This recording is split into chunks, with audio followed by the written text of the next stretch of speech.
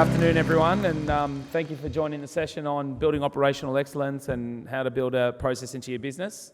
So today we've got Jason joining us, who's pound for pound, what I think one of the best business coaches there are in the industry. Won multiple awards, industry thought leader, business coach, mentor, and many others. So we thought it'd be real fitting. I mean, given the role of the broker changing dramatically over the last few years, gone are the days of just filling in the blanks of an application, sending it in and hoping for an approval.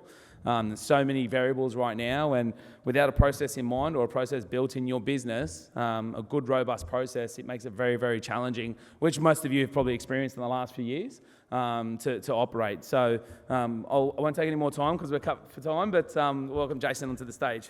Thanks, Jacko. Hey guys and girls. Look, firstly, welcome. Obviously, thank you for making it through the last session. I believe we had a bit of a mismatch of the rooms, so hopefully you're in the right room. Does everyone know this is about operational excellence? If you're in John Amory's session, stay here. His is terrible. All right, so guys and girls, we're going to race through this. In fact, that's not true. This is normally designed as a workshop rather than a keynote. So we are going to move through some things a little bit quick, but we are going to get you thinking about a few things as well. This should tie the whole conference together quite nicely. I want you to be curious. I just want you to ask more questions. You don't need to do anything with this today. There are some little bit giveaways at the end. There's a little bit of a health check. We've got a bit of a questionnaire that will help you understand your current state, and then we will help you work towards your desired future state. And we've also got an offer at the end as well, because of the last group of the day, you should receive something. So we're going to redefine operational excellence. Very quickly, does everyone know, if you've seen this before, please don't answer. If you haven't seen it before, this is from a Year 6 entrance exam from a Hong Kong high school test. Can you tell me what the number is under the car? So we've got 16, 6, 68, 88, 98. What's the number under the car? Before you yell it out, let me ask you this. Is it a maths problem? Yes or no? No. What is it? It's a perception problem. What's the number? 87, right? It's just a perception problem. It's just the way that you're looking at problems. Who's got problems in their business? All right, everyone's got problems in their business. When we think about the problems in your business, we need to reframe how we approach the problems. So when we talk about operational excellence, we're going to talk about who in your business has the power to make changes in your business. Before we do that, very quickly, if you haven't met or seen me before, yes, my name's Jason Back. I'm the Director of Broker Essentials. To give you the short version, I've been in the industry for about 32 years. I ran one of the largest independent brokerages in Australia, the Australian Lending and Investment Centre. We were writing sort of circa $800, $900 million a year. I had 50 staff, onshore, offshore, insource, outsource. We've spilt all the wine. We've cried all the tears. We've made all the mistakes. And over the last 6 years, I'm now working with brokers and brokerages around the country, not to help them build brokerages, but to help them build businesses, and sustainably. So that word's really important, sustainability. Yes, unlike Luke, I do fit into a wave. So yes, I'm a mad keen surfer. My beautiful daughter, Sienna, aspiring actress, and my lovely wife, Annalie Blundell, one of Australia's leading L&D professionals. You don't need to read this. This is for later consumption. This is the program that I work through. And when we talk about operational excellence, you'll see that it sits up in the top right-hand corner. At a scale phase, as businesses get north of 70 mil, we're basically looking at making sure that you're operationally excellent. But that doesn't mean that if you're not building a business from 0 to 30 million or 30 million to sort of 70 million, that you shouldn't have a foundation of operational excellence in your business. You should. But we're going to redefine what that looks like, and we're going to redefine what and how you feel about operational excellence as well. I like to put quotes in my keynotes like everybody else. Who says this? Every broker, all the time. I hear it every day. I need better systems and processes. Who thinks they process loans differently? Who thinks they've got the secret sauce, the unicorn, the theory that beats everybody other broker in the marketplace? Who's got that secret sauce? Is any broker in the market willing to say that they process loans differently from everyone else? I get to process map and work with brokerages all around the country, and thousands of them. You all process loans the same way. From lodgement through to post-settlement, it's pretty much the same. There's a little bit of nuance from sort of lead through to sort of lodgement, and that's generally more about the who, not the how. So when it comes to processing loans, we're going to be talking about a wider scope today. It's not just going to be about processing loans. So what is operational excellence? Operational excellence is a point where every employee can see the flow of value to customers and fix it when the flow is interrupted or breaks down. So when you think about that quote from Kevin Dugan, the Institute of Operational Excellence, it's at the point every employee in your business, when the value to the customer is interrupted or breaks down. So we want to make sure that everyone in your organisation has the authority to fix problems in your business. We want everybody to be the custodian of that customer experience. We want to actually look at the value chain end to end. When we talk about loan processing and operational excellence, people get very fixated on lodgement through to settlement. But that's only one small part of the businesses that you operate. So we want to start expanding on your purview, on your focus, on your whole business. Doing or being a broker is generally, for a $25 million writer, they spend around about 12 to 15% of their week face-to-face with customers, or virtual. If you're a $300 million writer, you spend 70% of your time face-to-face with customers because other people are running your business. But when we think about what we're doing in the rest of the time, from marketing, compliance, risks, sales, leadership, mentoring, coaching, training, there's a million other different things that we do. All of this falls into operational excellence categories. So we're going to talk about that a bit about that today. When thinking about your biggest challenge in your business right now, what's the biggest challenge in your business? Just yell it out. What's the biggest challenge in your business right now? Banks, staffing, working out remuneration reviews, succession planning, lead acquisition. There's about 5 or 6 major topics that we basically cover all the time. Everyone in this industry generally has the same sort of issues. So let me give you this sort of the typical definition of operational excellence. Operational excellence basically is about optimizing speed, when you should know to go fast and when you should know when to slow down. Maximizing profitability, attracting the top people in your business, aligning strategies and tactics, innovation and collaboration, and acquiring the right clients for your business. If you want a textbook definition of operational excellence, that's what it is. But what we're going to talk about today is also, we're going to have a look at the roadblocks in your business and what's stopping you from achieving operational excellence. And then we're going to give you a few tips on how to achieve it, and then we'll give you the resources to have a look at where you are today. Who's heard of Kaizen before? Kaizen, of course, everyone knows about continual improvement, taken from the Japanese word. You've got companies like Toyota which practice Kaizen, lean manufacturing, reducing waste, etc. Kaizen and operational excellence are very different things, but they need to run simultaneously. If we're looking at Kaizen principles, Kaizen's about continually improving a part of your operation or a particular process and continually improving it until you get it perfect. Operational excellence, however, takes into account growth in your business. If we get stuck in that perpetual loophole of just trying to improve process, we're going to forget that we actually need to grow our businesses as well. So we actually need to be operationally excellent, and we need to take into account Kaizen principles. Now, I'm a big fan of Kaizen. I love operational excellence. I love reduction of waste. However, please don't go and spend weeks and weeks hashing your whole business. Doing a Kaizen principle for your end-to-end loan process should take you no more than an hour or 2. Grab a bit of paper. It doesn't have to be sexy. I love a whiteboard, or I love a glass window you can write on. Just grab a pen, mark it up, and actually just go through and actually look at all the things that you do during your process, and then stand back and have a real honest assessment of what's happening right now in your business. That's effectively what Kaizen does. So please, you don't need to spend weeks doing it. You should be able to knock it over inside of a couple of hours. Okay, so why is this also important right now? There was a recent, back in late 21-22, there was a recent get-together of literally thousands and thousands of companies that they conducted a large summit. There were 84 different industries. I think it was through 64 different countries. And I love this sort of this epiphany from them. Before, your product had to be 10 times better than your competition. Now your customer experience has to be 10 times lighter than your competition. Not better, lighter. So we were talking about frictionless. When Travis was talking about the use of technology in your business and this constant evolution at revolutionary pace, we need to start really rethinking about where technology and how it plays part in what we do. But when we think about our products that we sell, no one wants what we sell, they need what we sell. So there's a big difference in our industry. It does actually buck a lot of the standardized trends when it comes to how our industry works compared to other industries. But when it comes to being better, we sell homogenous off-the-shelf debt product. That's a reality. Now, the question was asked before about what's the future of digital mortgages. Digital mortgages are a solution.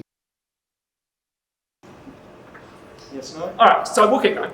Technology is not the disruptor. Unhappy clients are a disruptor. Right? So when we think about where the market is these days, technology is taking, and you watch this will be a battery issue. It is. So, second line of defence, right? What we normally do, a tech guy, and the tech guys are always fantastic, is that they would normally change out the batteries before each session. Why? Because it's part of a process. So again, everything that you do, whether that's when I was getting my labels done for my little baggy tag and my little book before, they had the names wrong. I had JJB and they had BBJ. And I said, oh, it's JJB. And she said, yep. And I said, okay, yeah, but it's JJB. And she's like, yeah. And I'm going, but you've got BBJ. And I said, it's part of a process. And the other lady said, come and see, you've got to check it before you do it. Like everything, I want you to be more curious. I want you to be open to new ideas. Fundamentally, change how you see the world. At every opportunity, every experience, whether that's flying, north or south and down the border here in Victoria to Sydney or from Queensland where you've come down, I want you to look at all the customer experiences that surround you during your journeys. And we're going to talk about that in some of the global leading platforms around the world. Why? Because consumer demand, consumer expectations has dramatically increased. It's gone exponentially higher. Consumers, especially through COVID and post-COVID, want more from you. So part of operational excellence is also thinking about your client value proposition and what you really do. What real value exchange is it between you and your clients? So being operationally excellent means that you can deliver a lighter experience. And again, that's going to continue to evolve. Some of the statistics that came out of that conference are really interesting. 53.1% of the companies that were surveyed, and they said there were thousands in this survey, the top challenge was changing and improving company culture around operational excellence. 35.6% of them said that finding sustainable execution difficult due to lack of accountability. There was not enough motivation stacked to change. And the top 3 reasons around, or key drivers of operational excellence: rising customer expectations, as we said, more competition in landscape or more competitive landscape, and the impact of digitisation. So when we're looking at companies from all around the world, everybody is dealing with this problem right now. So where do you find it? If you were to look around the world and you would be able to spend a day with some of the best companies in the world, which companies would you want to spend time with if you're thinking about operational excellence? What do you reckon? Who'd be a company around the world? If you've got to go and spend time with a company, who would it be? Apple? I'll give $1,000 if you get all 9 of them. I'll give you $1,000 cash. And if you've seen this before, I'll know. Because you'll get all 9. You'll get 8, you won't get 9. Who's going to $1,000? Google. Apple, Google. Who? Yes, and? No, I've got a Mercedes. God, no. Oh, sorry, it's not from Mercedes. Keep going. Volkswagen. They were in court. No. Tesla. Who else? Global companies, guys. Think wider. Amazon. McDonald's. No, they're rubbish. Who else? Oh, no, that's no. No. 4, that's 5. Who else? Yes, I'm an Apple guy, but Microsoft. Who else? Disney. Yes, wonderful. Who else? Oh, let's have a look. I don't think so. Amazon, Toyota, Google, Apple, Tesla, Disney, GE, FastCap. That's why I knew none of you get it. Who knows who FastCap is? Good. I can keep playing with this one. FastCap's a US-based company. Go and check them out as far as people culture. And the last one, McDonald's. Now, it doesn't mean all of these companies are doing ethical things. It doesn't mean that these are companies that I would sit there and hand on heart and say, hey, these are the leaders in everything. But there are specific things these companies are doing better than everybody else, and way better than everybody else. Who's been to Disney? The real one? Who's been to Disney? A few people. Bogans. Who's been to Waterbomb Park in Bali? There we go. All right. So I was up there the other day, of course, and as every person that came past, every staff member that went past us, asked us, how's your day going? Are you having a great time? And as someone who's super curious, I'm like, right, I can see what they've done. They've been to the Disney School of Management. So it's their responsibilities across the park to make sure that the guests are having a good time. So I asked more questions. Yes, in fact, sir, I am having a great time. Thank you for asking. Can you tell us about this new ride? How long has it been here? Is it the favourite ride in the park right now? I was curious as to how much training people had actually done when it came to being the custodians of the customer experience for people at Waterbond Park. So again, I want you to be curious about this. I want you to think about, what do your customers say about you behind your back when you're not in front of them, when you're not asking for a Google review? What does the conversation actually look like? How memorable are you? Because all this focuses on how operationally excellent you are. Remember, we're redefining operational excellence.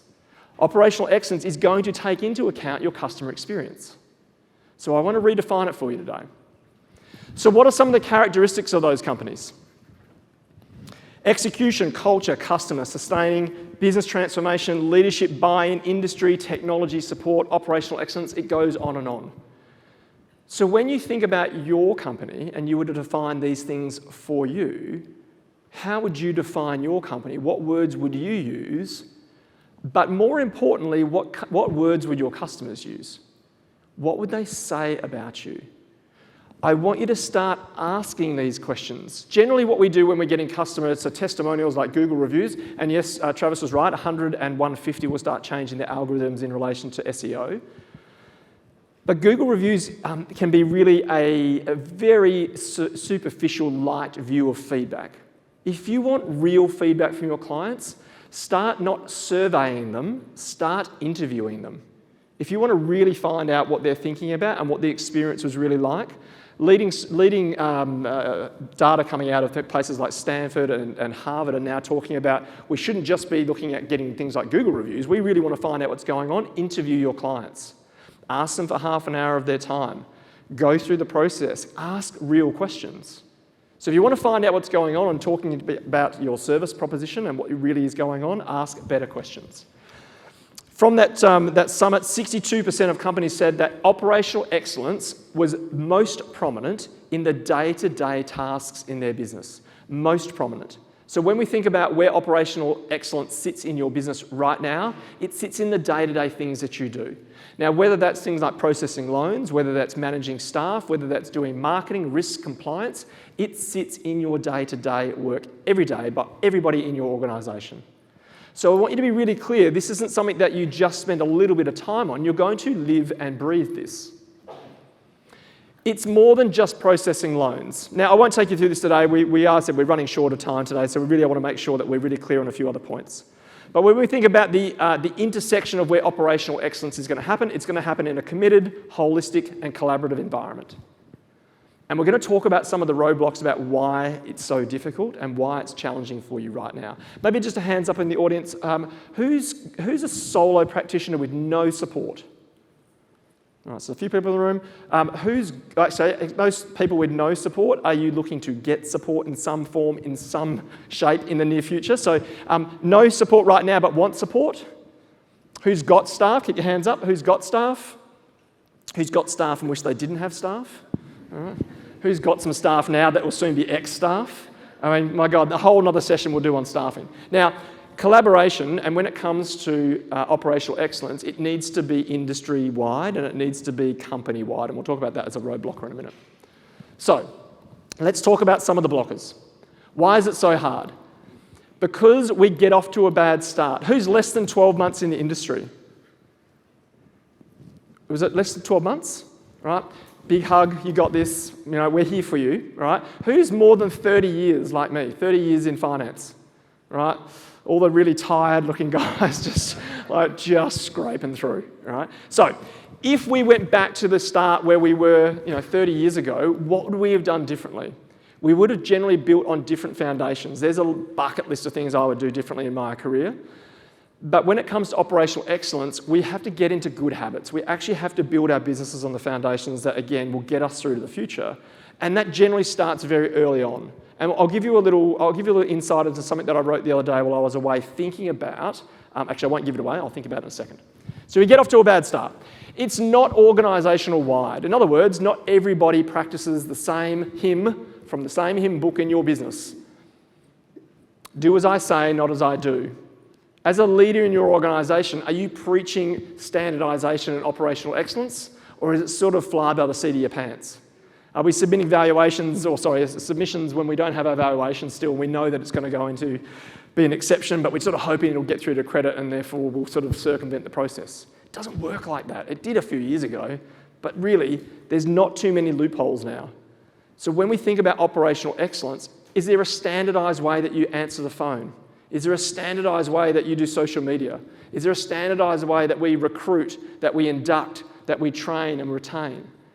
Again, operational excellence is across your business. Clear comms and role clarity. When it comes to clear communication, does everybody in your business know what you stand for? In the business that I ran, one of the things that we did when I started was that we looked at a thing called strategic intent. I'd spent some time with the CEO of Swiss Vitamins at the stage. He was the Swiss Vitamin CEO at the time. His father had passed and he'd taken on the business, and quite an unusual character. And I asked him about what his strategic intent was, and he said they wanted to be their industry's Apple. And I was like, okay, that's interesting. And he goes, well, what does that mean? It means, well, we're going to have really cool advertising. They had people like Nicole Kidman and Ricky Ponting and lots of famous people doing advertising for them. Their offices were really cool and beanbags, and they fed all their staff, and they had a fire pole and all sorts of fun stuff in their office. So a really cool way of sort of looking at it. It was never written on a business card. It wasn't on their website, but their industry's Apple is what they stood for. So when I started working at ALEC, one of the things for strategic intent I wanted to put in place and that we came up with was we wanted to be Harvard meets Toyota. So education meets efficiency. Brokers like doing the education piece, but we don't get necessarily paid for that. We get paid to be Toyota and draw loans down. So we wanted to make sure we had this thing that sat here as go, right, we want to be educators, we want to be the custodians of the financial fitness of our clients, but in reality, we also had to be a business that could draw loans down as well. And when you're drawing 800 million plus of loans down and thousands of loans down, you need to be operationally efficient. So again, I want you to think about, from an operational excellence, what do you stand for? Is everybody really clear in your business of their role, of your role? Have they got role authority? What decisions can I make in the business? Am I allowed to actually call the client and tell them X, Y, and Z? So think about authority in your business as well. Speed optimization. Our industry, one of the biggest mistakes there's lots of mistakes our industry's made, but who thinks our industry is fast? All right, we are turtle slow, right? But what do we tell customers? That we are light speed, all right? It's one of the biggest mistakes we've made, and I think over the last 30 years, not just broking, but banking. I was an exec at a particular bank for 20 odd years, we'll call them Blue, and I bought my first house many, many decades ago, and they still use the same letter of offer they did 30 years ago. It's exactly the same letter of offer they use now. All right, so let's not pretend that we've got this radically incredible changing technology, cool industry. We do things at snail pace, but we try and have a guise of speed. In fact, one of the best bits of advice ever given to me was, go slow to go fast. So speed optimization when it comes to operational excellence is really knowing about when to slow down, when to take the time in your business. People don't care how long things take, they care how long you tell them it takes. People don't care how long things take, they care how long you tell them it takes. We have to start taking more control over our service propositions. We struggle to implement simple ideas. We have shiny bubble syndrome. We go from Arthur to Martha and we start looking at new technology. And I can give you 1,000 pieces of tech right now that are awesome, would help your business, but you've actually got to have less technology. Use the technology you've got to its nth degree. Overuse it if you need to, before you go and get new things. So things like Broker Engine are fantastic. I love Broker Engine. There are things like Process Street, Monday.com. I use a system called Zoho. There are thousands of bits of software out there. They are solutions to a problem. They are just platforms. What you've got to define is what the problem is. And does that platform narrow the gap? Who's got the wrong people in the business? That's a rhetorical question. All right? I can tell you right now, I've hired thousands of people over my career. I've hired lots of the wrong people. Right? So again, sometimes in our industry, we will just hire the wrong people because hiring people is a process in itself. Now, when we hire the wrong people, one of the biggest mistakes most people would make is that we don't get rid of those wrong people and we keep them in the organisation, and they stick there and they make more and more problems for us. So again, if you're not good at these things, this is where you need to get advice. So, One of the last ones when it comes to operational excellence is we're just not looking for it. We're too busy, head down, bum up, just trying to write loans. And I get that. But we also do need to take time out to remember that if you're building a business and not a brokerage, you need to make the time. Now, Travis mentioned before about buying time. My belief is time is a construct. You can't get more of it. What you can do is alter the activities in which you fill your time with. So you've got to be careful about time. Yes, it's very valuable, but think more clearly about the activities you spend doing it during the day. And the last one here is know your client. I see brokerages across the country that do everything from asset finance and first home buyers and investors and SMSF and commercial and trade finance, and they do everything, right? Do less things well. Know your clients. Find out what your niche is, your top 2 or 3 niches. Create processes around those niches. Get them right first before you start developing processes for clients that you might see once a year. So narrow your niche. I'm a big believer in niching. I don't think people should be all things to all people. I don't want to see a GP, I want to see a specialist. If I'm really sick and I've got a real problem, I want to see the best of the best. So, we've got about 9 minutes. So what are we really talking about here? It's a mindset, not a methodology. As I said to you at the start, I want you to be more curious. My job here today is to challenge your thinking. How you behave, and this has been all the way through this seminar, or sorry, this conference, a lot of it's been around mindset and behaviour. Processes, I can give you all the process maps in the world. There's pretty much one that's about 16 pages long that I developed and said, right, that's processing loans from woe to go, and it should look pretty much the same between every business. It's less about the how, it's more about the who. So from solo practitioner all the way up to an integrated organisation with 50-odd staff, it's pretty much exactly the same thing all the way. Again, there are some very small nuances, but not too many. So really, it's about how we go about executing these things. It's more about the willpower than it is skill power. So it's more of a will issue than it is a skill issue. And the other one here is culture. So when we think about the culture of your organisation, I want you to stand back and have an honest conversation. Don't lie to yourself and actually say, what's the culture of my business look like when it comes to being an excellent business? Is everybody in my business responsible for the customer journey? Is everybody in my business responsible for delighting our customers? So, let me give you, in 5 minutes, let me give you the hot principles that I'll be recommending you all have a bit of a think about. Remember, I want you to think about these things. You don't have to go off and action anything today, but I do want you to start shifting your mindset. Innovation and collaboration. Today and over the last couple of days, it's been very collaborative. When we talk about innovation, and Travis was talking about things before, like, where he was using a piece of technology around things like his Google review. Innovation, as I said before, technology is not the disruptor, unhappy clients are. When it comes to innovation, we think about gargantuan changes to our business. Think about small changes.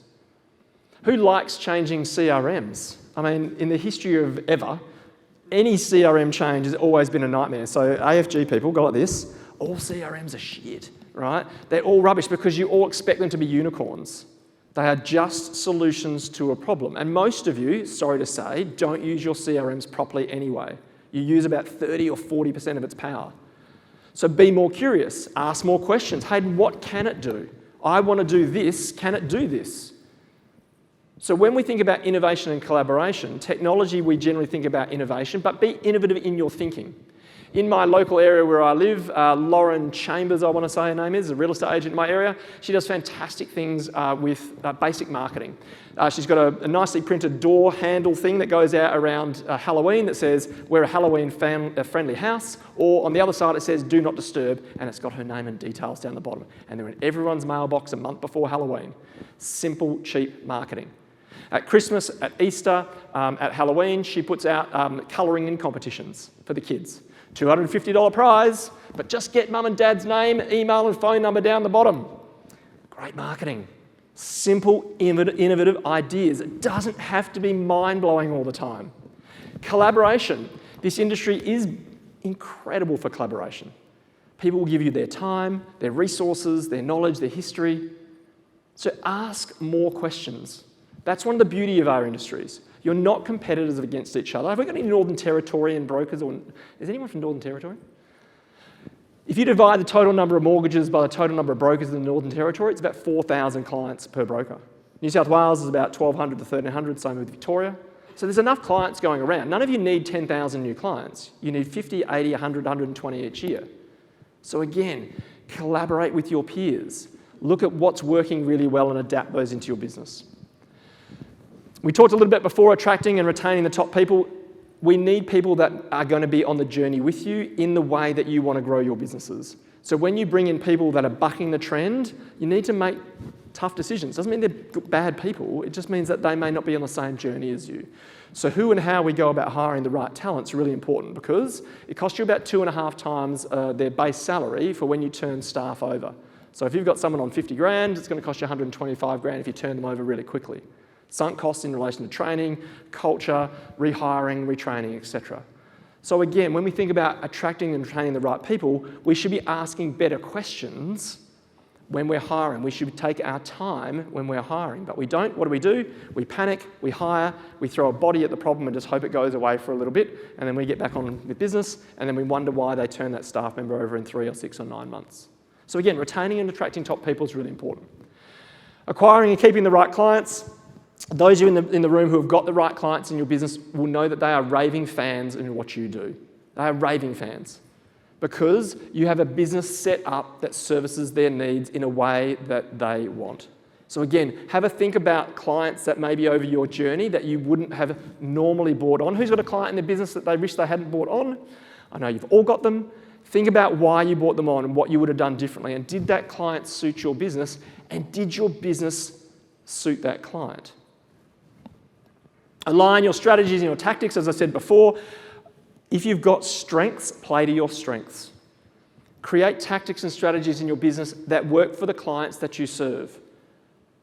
Don't go too far afield. If you want to go into commercial broking, as a good example, which we know there's an underexposure in broking. If you want to go into a commercial broking, then yes, you're going to need to know how to read a PL on a balance sheet, and you need to know about debtors' days and inventory and all sorts of bits and pieces. But if you're not prepared to go down and do the work, then maybe look at an alternative strategy, whether that's tick and flick, whether it's referring off to someone else, but have an alternative strategy. Play to your strengths. The ROI on developing your strengths is way higher than developing the ROI on developing your weaknesses. Again, we talked about optimizing speed, know when to go slow and when to go fast. Okay, so we've got 3 minutes, and I'm going to read you something that I wrote the other day. Like many Bogan Australians, I love Bali. I'm up there all the time because I surf. And I went up to the elephant park up in the sort of central Bali the other day, and I spent some time there with my daughter. We spent most of the day there, and we love the elephants. It's a fantastic reserve. When I saw a number of the elephants walking past in a bit of a herd like this, one of the elephants had basically a small rope that they were tethered to on one of their feet, and they were big elephants like this. And I said to the trainer, I said, that rope won't do much, will it? And they said, oh, look, if the elephant wanted to get away, pretty much he can get away. I said, well, why don't they? And they said, well, that rope, they use that rope especially when they're little, when they're babies, they tether them to those rope. And at that age, the rope is strong enough to tether them and they can't get away. And as they grow, they retain that memory of having that rope that they can't break, and it bonds them effectively to that behaviour. Now, on the way back, when I was flying back, I wrote these words down. I thought, it's interesting. A broker's culture can be difficult to change because it involves unlearning of old values, behaviours and assumptions before new ones can be adopted. As with behaviours, the people and the culture may be stuck in their ways, accepting modes of behaviour, processes and systems that have once worked but have now become outdated. So in your business, I want you to think about what beliefs that you've got and you've built your businesses on that have become outdated. As Travis mentioned before, and has been in the last couple of days, we're seeing not evolution, we are seeing revolution. Evolution is slow over decades and hundreds of years. Revolution is over days and weeks and months. The speed of change is so rapid now that it's very difficult to keep up with. So that's why we need to be more curious. So what I'm going to give you today, we've got 1 minute left, perfect timing. With today, there's an operational excellence audit sheet. It looks a little bit like this, just a little one-pager you can download. I want you to download that. I want you to review what's working well in your business and where the gaps are. And I want you to ask your BDMs about our program that we run for you guys. We're going to do a special over the next 6 months. Broker Essentials Revolution does a group training. In fact, there's a number of my clients in the room today. We're going to do a program, rather than the 3-month sponsorship that we normally do, we're going to make it last for 6 months. So we're going to take you all the way from effectively October all the way through to April. And we're going to take you through that program of work that you saw early in the presentation today. I'll just pop a bigger version of that up there. If you download that QR code, that will take you through to downloading the audit, as well as a health check. And then we'll talk to your BDMs about that program if this is something that you would be interested in. So, we've got 8 seconds left. Ladies and gentlemen, again, I want you to be curious. That's all I ask for you today. I want you to take away a conversation piece that allows you to look at your business. And as Amanda Gore says, if you haven't seen Amanda Gore before, she's an amazing speaker. Don't lie to yourself. Have an honest conversation and start thinking about the business that you really want to create for a customer that you really want to serve.